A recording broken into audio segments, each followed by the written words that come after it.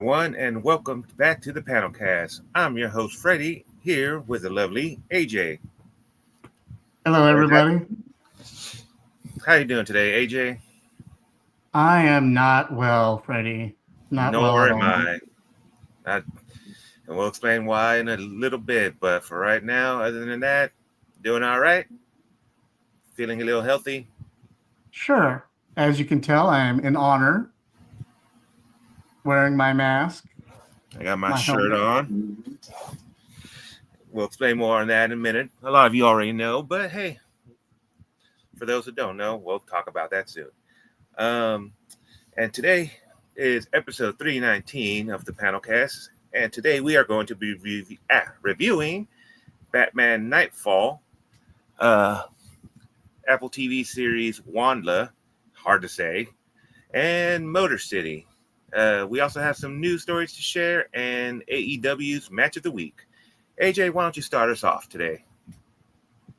Well, unfortunately, today started off with a bad day. Bad news. Hold on. Yeah, a little bit hard to hear under there. Today started off with some bad news, and in true fashion, the law of threes got us today, and that we lost one of the greats. Um, Peter Cullen, the voice of Optimus Prime. He passed away today at the age of 85. Um, it hasn't been released on how he passed away yet. We don't know. But Entertainment Tonight put together a nice little tribute reel, and I'd like to show it tonight, right now, if you don't mind. Here we go. As soon as I figure out how to work this thing.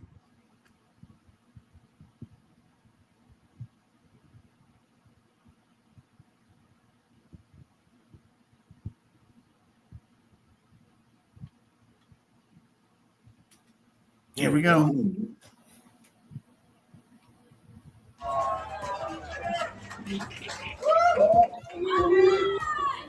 I'm very grateful that I have a voice. I've had a lot of fun with voices over the years, doing a lot of cartoons, but certainly Optimus Prime is the pinnacle of all those years. He's the greatest. I'm really happy for it. Welcome to Nest, recruits. Carry on. Peter Cullen, the iconic voice behind Transformers Optimus Prime, has died. He was 85 years old. Autobots, roll out. This is Entertainment Tonight.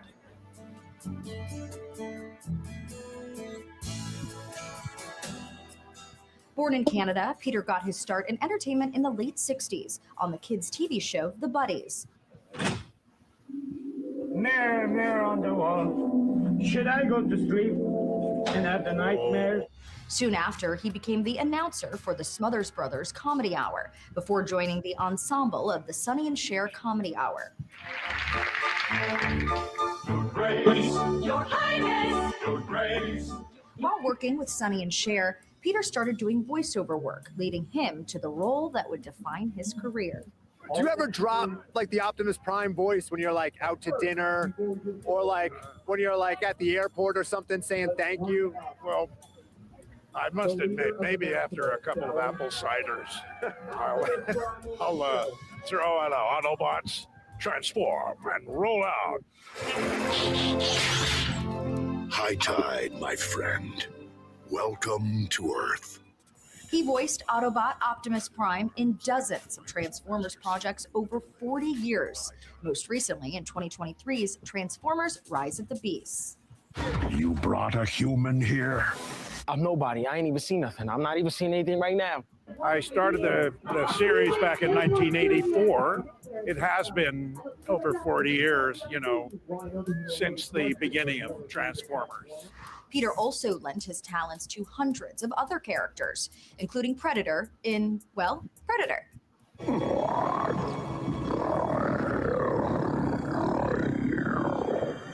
And Winnie the Pooh's pal, Eeyore.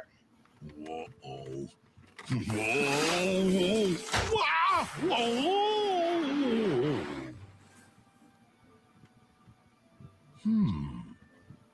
It's my house, all right. After a career full of more action-oriented roles, what was it like to take up the role of Eeyore with the Disney company? Relief. I did them for 17 years.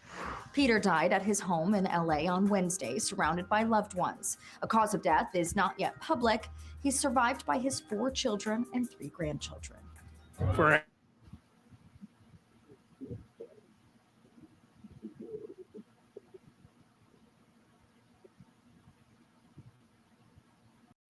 There you go. Time for the mess up. I'm here, I swear. Yeah. We're just all distraught over the loss of Peter Cullen, and it's just sad that he's gone. He's the voice of a generation and an icon of a generation. He's the voice that I grew up on. As I stated earlier, I made a video earlier today about how I have just a large collection of Optimus Prime figures, to include his head. I grew up with Peter Cullen's voice in my ear. So it's truly a great loss for us, for me, in that aspect. Freddie? Yeah, same, because I've known him from Optimus Prime. I did not know a lot of the voices he'd done, but they were very recognizable. And then thinking back on it at the time, I was like, oh my God, that was Peter Cullen. But one of the biggest blocks for my generation was also during the Toonami run. He was the narrator for all the commercials for Toonami. So hearing his voice then and there was great, and it just brings back great memories every time I see somebody repost those. Yeah, every time. So Peter Cullen lost one of the greats today. Yes, All right, Freddie. Make us happy. All right, so moving on, which one did you want to do first? Do you want to do Batman Knightfall? Yeah, let's take on Batman Knightfall. Not a happy story, but it's not this. Gotham City needs Batman. Batman, you haven't slept since Arkham exploded 2 days ago. Maybe we should ask John Paul for help. His training is coming along. We're all that stands between those inmates and the fall of Gotham. They say you are the greatest detective. And yet you did not see this coming. I intend to break you. Then give it your best shot. Let chaos reign in Gotham. We have to help Batman. Suit up. Well, that's a gritty new look for the Dark Knight. Something else is going on out there. Come get some! The guilty must pay.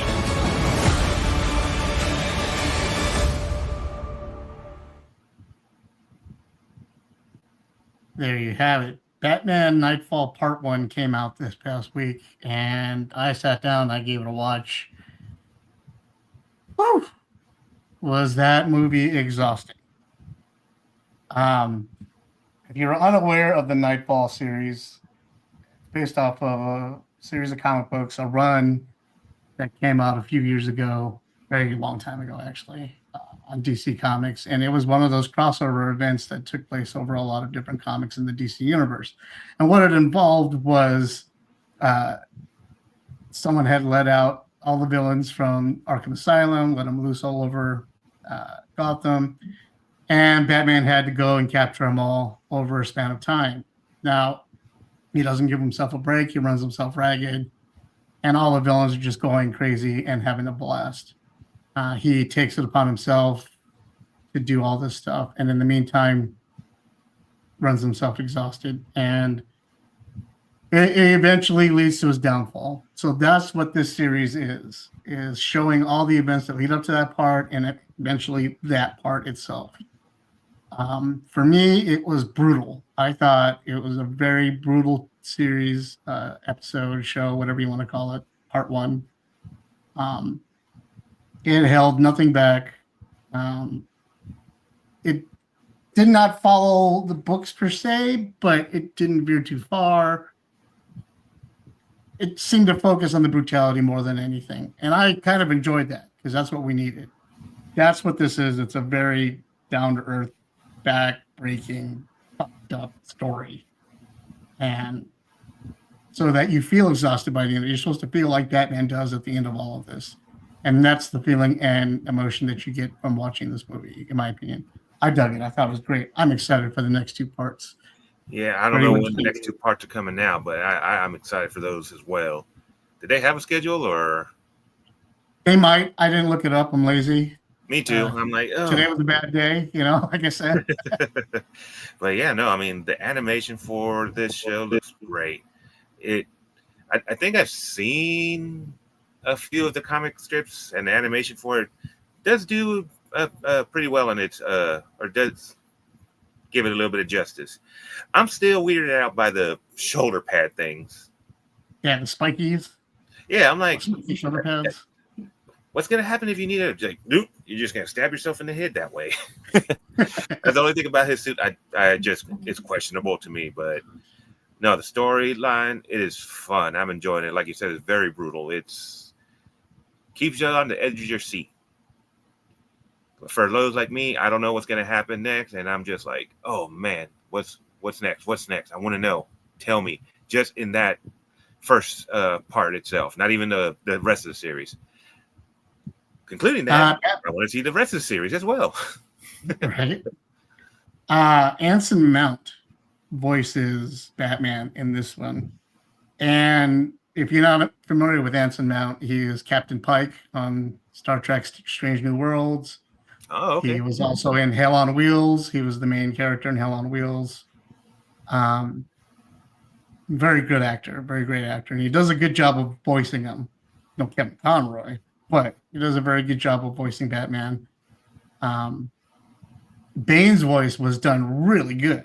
Yes. His voice was done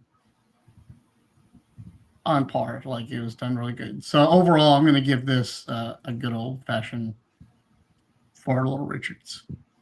Only 4 for now, because I want to see the rest of the series and see how it plays out together as a whole. I might change the rating overall as a series, but as an individual, this is going to go a hard 4. Nice. I think I might agree with you on that because same thing. I mean, I'm getting really caught up in this series. So if the more I watch it, the more our ratings is definitely going to change. So hurry up. I want to watch it. Put it out tomorrow. Like I said, I don't have a schedule as to the release date. Check Forbidden Panel and our social medias constantly for updates. I'll post that as soon as I can so that you can know when the next part 2 and part 3 come out. Moving on, we have some news to talk about. What news do we got? We are kind of flashing back right now on some olden times since we were talking about Peter Cullen and the voice of our generation. A movie that stood out in our generation was this movie, of which I'm going to talk about the sequel to. On October 4th, 1988, a derelict jet engine falls from the sky over Los Cerritos, California, and crashes through the bedroom of his 16-year-old, Donnie Darko, killing him instantly. For his family, the tragedy should end there. It doesn't. Assembled entirely from recovered government transcripts, secretly recorded conversations, and early email correspondence, the philosophy of time travel reconstructs the 18 months that followed through the eyes of Donnie's mother, Rose Darko. And she and her husband, Eddie, a senior CIA analyst, are drawn into a widening investigation that reaches from the Oval Office to the Mojave Desert. FBI surveillance teams, FAA officials, USC professors, and a mysterious circle of trackers and financiers all converge on the same impossible discovery: a strange celestial fluid, a set of unexplained artifacts, and a forbidden book. Roberto Sparrow's own philosophy of time travel that appears to predict the exact circumstances of its own recovery. Set against a real backdrop of the late Reagan era, the novel expands the mythology of the original film. Tangent universes, living receivers, the manipulated, into a sustained conspiracy that questions whether Donnie's death was ever accidental at all, and whether gone is the same as gone for good. So this book is basically circumventing the sequel movie that was made for it, and supposits a different sequel. And this one seems to be more in the line of the Donnie Darko film and conspiracy theory and all the deep diving that everybody did when this movie came out.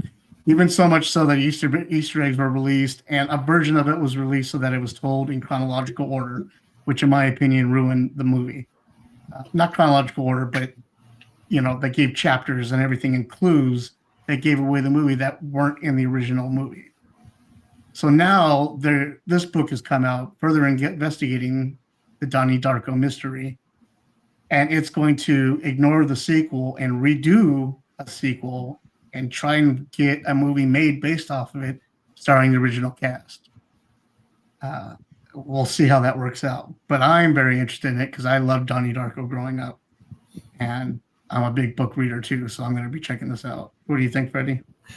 Honestly, I've never actually watched Donnie Darko. I know of it, never actually seen it myself. So, I haven't been much of a book reader in years. I mean, I think the last book I read, like complete, was Halo: Fall of Reach and Halo: Combat Evolved, the book series. Still never finished the rest of those Halo series. So, I mean, I need to watch Donnie Darko, and then if I enjoyed it a lot, maybe I'll try reading the book too. Oh, looks like we have your homework for next week. No, the book or the movie? Movie. Oh, never mind. I don't want to read. But yeah, I'll definitely do the movie. I'll watch it. I've been interested, but I just never get a chance to choose it whenever I have a pick. Oh, we'll find you the original copy and get that to you, because any of these remakes they made versions that just ruin the original movie. You got to watch the movie for what it was meant to be. It's one of the few times you're going to really enjoy Patrick Swayze, other than Roadhouse. So, in the next bit of news,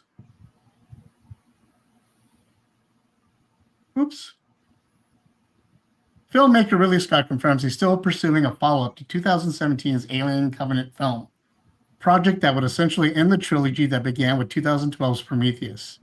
Speaking with the Los Angeles Times while promoting The Dog Stars, Scott confirms his follow-up is still in the works and would once again center on Michael Fassbender's David android character.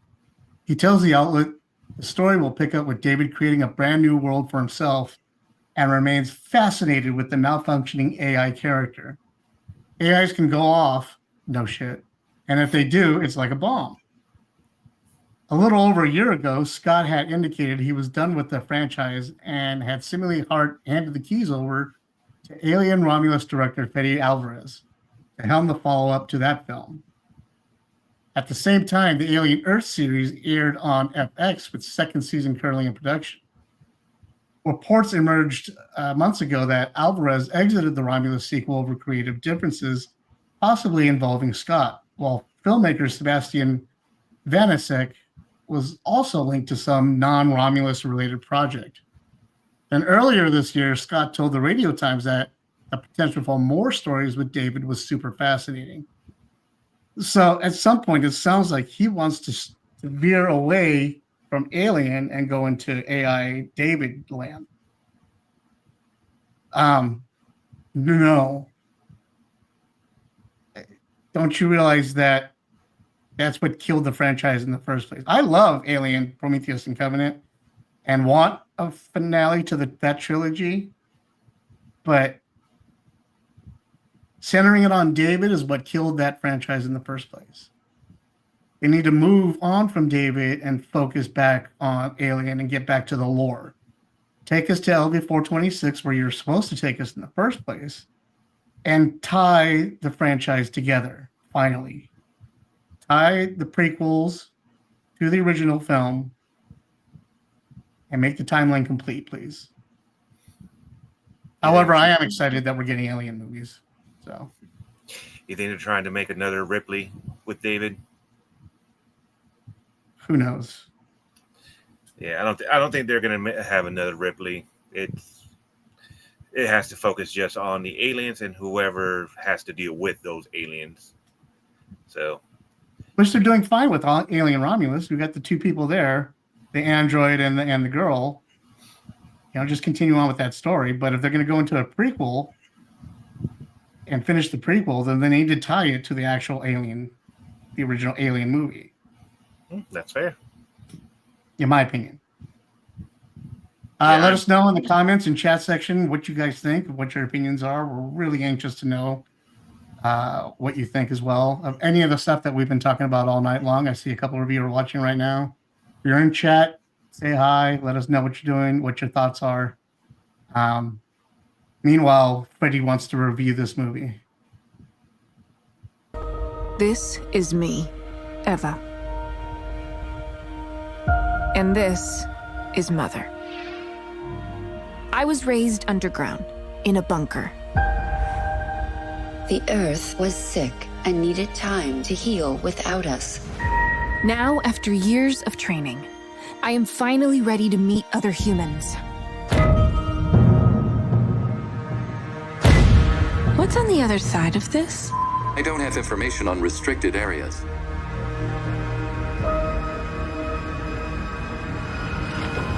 WondLA. Is someone looking for me? Intruder in sanctuary. What is that thing? I do not know. This vent shaft leads to the surface. Go! Whoa.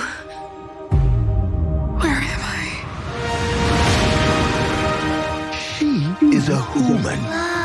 Okay, someone had a little too much to drink. No one have seen human for a long time. If this is Earth, what happened? And where is everybody? You are looking for answers. I want to know what happened to the humans. Oh my. Something so fragile should not be so bold. Perhaps that is why you're the last of your kind. What if I'm alone? What if I'm the only one? However, you're not alone. Someone out there wants me to find them. Time to jump!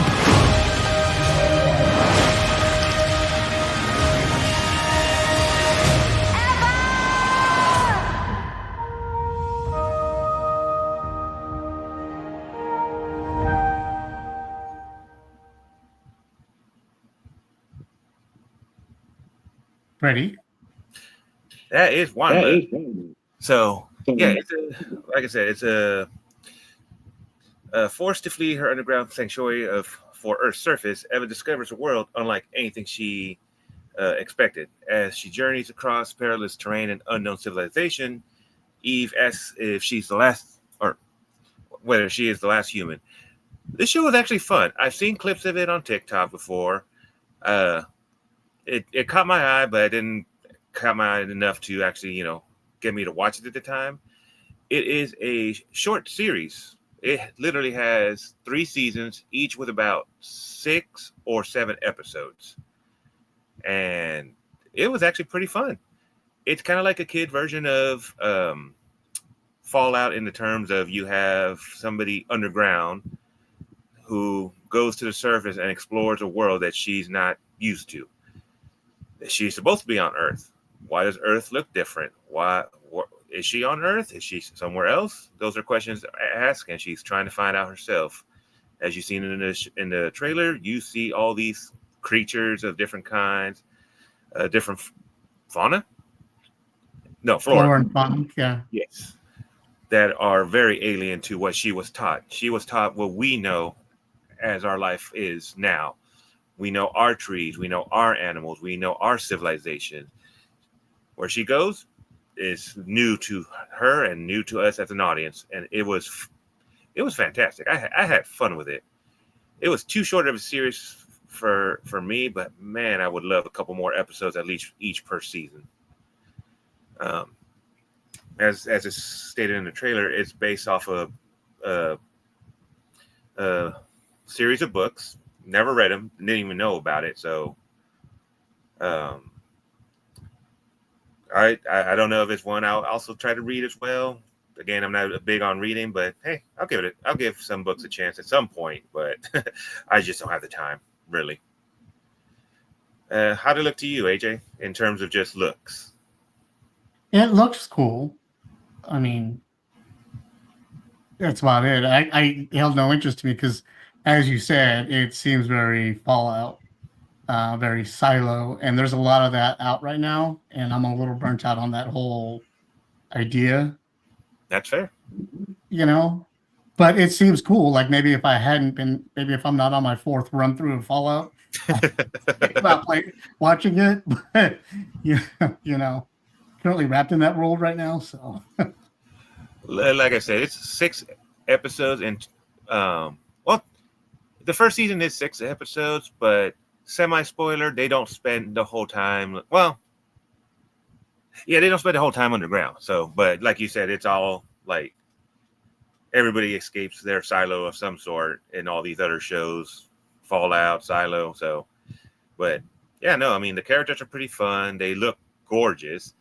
Their models, the animation, the storyline's pretty typical of that. But it's enjoyable. It's supposed to be a kids show, but if it works well with adults as well.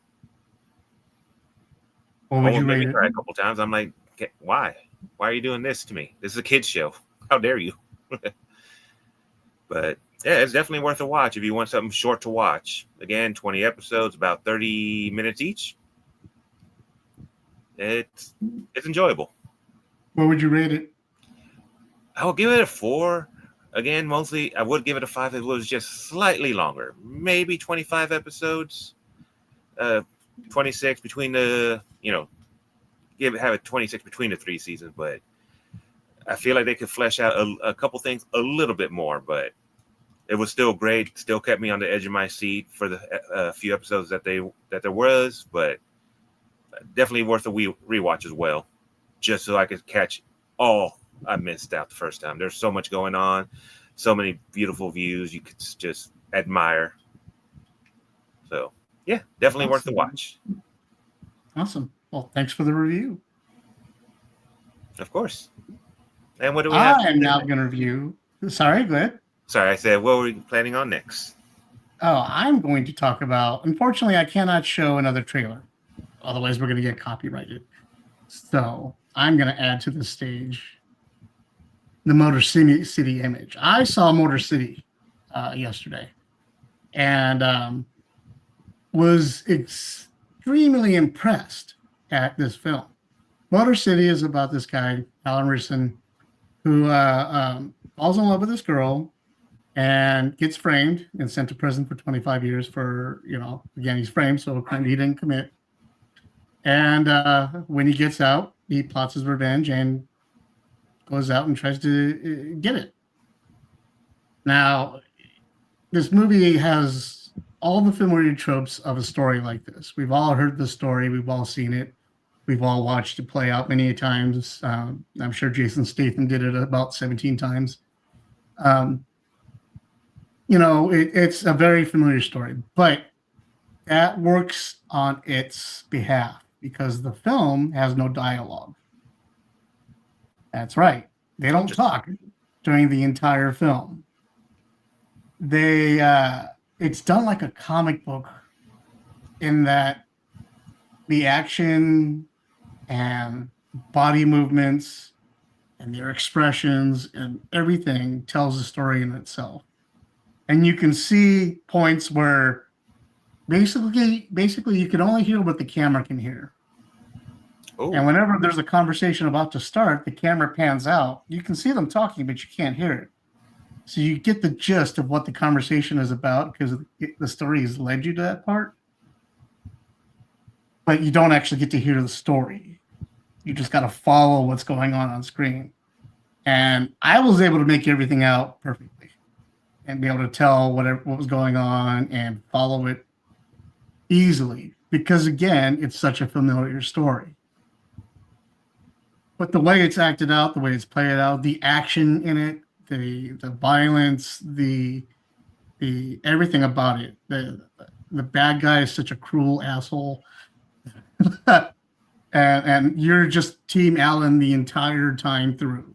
And you're surprised by how non-Reacher this is, even though it has aspects of Reacher in it. You see Alan, this big guy, just walking around quiet, and it feels Reacher-ish. But when he's not beating the shit out of everybody like Reacher does, that's when you become shocked, you know. And the violence in this thing is good. The special effects is practical. A couple of CGI shots here, but mostly just, oh my God. I felt bad for Alan Richardson after this movie. I don't know how he was walking. Yeah, it just hurt bad. If you have a chance, it's not out anywhere yet. It's about to be coming out on streaming. I'm guessing it's gonna be on Prime soon. As soon as it gets out there, you guys need to watch this because it's something different, and it's really good. It's on the likes of like Lucky Number 11, stuff like that, and even so much as like a Sin City type stylized violence, but silent, you know, and vivid, and yeah, I can't. Yeah, because of what it is, I'm just going to give it a straight up 5. It's about the highest recommendation I can give for it. I want to watch it again because I want to watch all the little nuances that I missed, all the little subtle, you know, hints and stuff, because it just seems like, there's just more story, more body language that they're using to tell the story. It did such a good job, you know. And yes, Josh, it does have a really good cinematographer. I thought he did a great job. See, we now have comments. Yay. Yeah, unfortunately, I didn't have time to watch this movie, but I'll try to give it a watch whenever I get the chance, once it starts streaming. I highly recommend it. It's really good. It was surprised me. I thought it was just going to be another, like, I didn't want to watch it because I thought it was just going to be another Jason Statham type movie, you know, another Alan Richardson type movie. It was just going to be over the top, schlocky action, generic bullshit. But this had a story, this had a familiarity to it, and this had an artsy point of view at it that I was able to just appreciate the shit out. There you go. Nice. And that brings us to the AEW Match of the Week. This week, it is hard to gauge the matches because there's a big pay-per-view coming up this weekend. AEW's All-In pay-per-view is coming up this weekend, and that is their Super Bowl. That's their WrestleMania, that's their Oscars, that's their number one top selling pay-per-view, that's their go-home show. So all their talent this week, while they're putting out good matches, they're still trying not to get injured before going into the big pay-per-view at Wembley. So a lot of talent, you know, but at the same time, there's a Continental Classic Cup challenge that was going on, and those matches were top-notch. I didn't like the story being told in the Continental Cup, so that's why I'm not sharing those matches.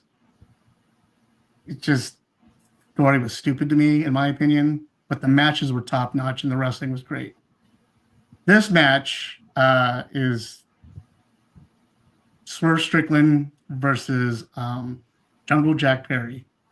Jungle Jack Perry being the son of Luke Perry, Dylan from 90210. So while we're back on our 80s, 90s flashback, dang, we're watching Dylan from 90210's kid in this clip. So enjoy. As soon as I figure out how to work this damn infernal gadgets.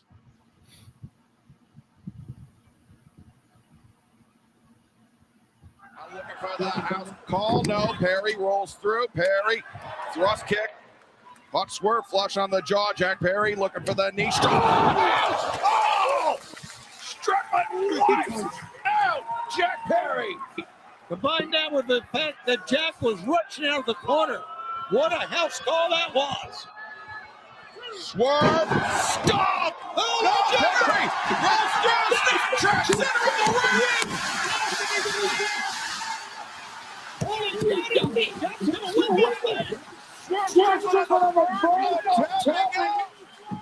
What a counter by Jack Perry on the swerve stop. Can he submit? Can he force Swerve Strickland to submit? Swerve wrenching at the fingers of Perry. Yeah, it's working here, Excalibur. It's working. Oh, yeah, it worked. No. No, Jack still with the legs hooked. Rolls over, pinning Perry. Man, Swerve. Pump those powerful legs, able to kick out. Jack went for the knee strike. Swerve rolls through, maintains control of the head of Jack Perry. Perry counters Hurricanrana. Swerve! Barely kicked out. Yeah, many fans thought it was over, but Bryce Remsburg was right there. Wow, what a match we're having. Perry, the back elbow from the middle rope, hops backwards. Was attempting perhaps a poison rana, but instead Swerve. No, Jack. The Cazadora blocked. Swerve, a handful of hair, trying to bring Perry up from the mat. He does. He hooks. Jack. Bang. Pressure. And Swerve scores the win. An emotionally charged battle for the richest prize in our sport. This Sunday. There you have it. I can't share anything. There you go.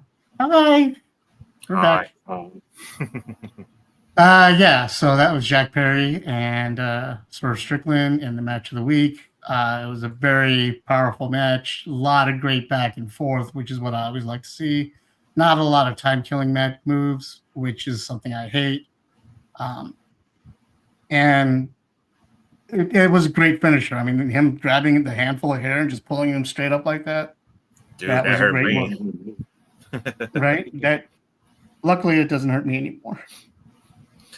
But yeah, so great match. Again, the pay-per-views this weekend. If you're into wrestling, into AEW, go check it out. It's on HBO. Starts at 10 a.m. because they're in Wembley in London, and there's a lot of great storylines going on. But yeah, there's something else that's happening this week, Freddie, that you're not showing up for, Freddie. I know. Is the Forbidden Panel live draw. We're doing The Fly. David Cronenberg's Fly remake is celebrating its 40th anniversary this weekend. And we're going to celebrate that by doing a live draw, streaming live from you from Forbidden Panel's offices right here. We're going to have 3 of our artists doing a live draw showing you tributes of art from the Fly movie itself. And we're going to be watching it in the background here. So it's going to be a lot of fun. I beg you guys, please tune in. 1 p.m. Saturday afternoon, 1 to 4. Have lunch with us and spend some time. You'll also get a chance to learn how to draw. If you've ever wanted a chance to, pick up some cool tricks, some helpful tips, this will be a good chance for you to do it, as all of our artists will be here and they'll be in the chat room with you, so you can ask them questions. You can ask what type of material and equipment that they're using, where they've learned from, stuff like that. We'll also be talking about that while we're drawing. A lot of good stuff, a lot of fun. If you want to participate, if you want to draw on camera with us and want to stream in, drop me a line, forbiddenpanel@gmail.com, and I will send you the link. And then you can join us and stream in with your drawings as well. Otherwise, just join us and watch us and have a good time. Freddie, that's all I got for us this week. All right.